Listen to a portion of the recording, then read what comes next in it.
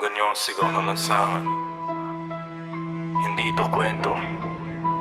Ito ang realidad. Bawat patak ng ulan, takot ang kapalit.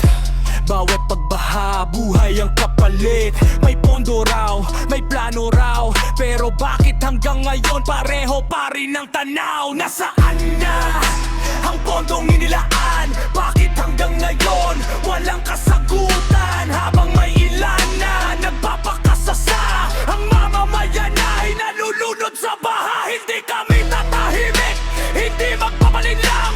Pananagutan ng sigaw ng lansangan, katotohanan ang aming sandata, hanggang makamit ang tunay na hustisya. Hindi sapat ang pangakong paulit-ulit kung ang resulta'y luha at pag-asa'y napupunit. Hindi kami kalaban ng bayan, ng hinahanap lang ay tapat na paglilingkod sa mamamayan.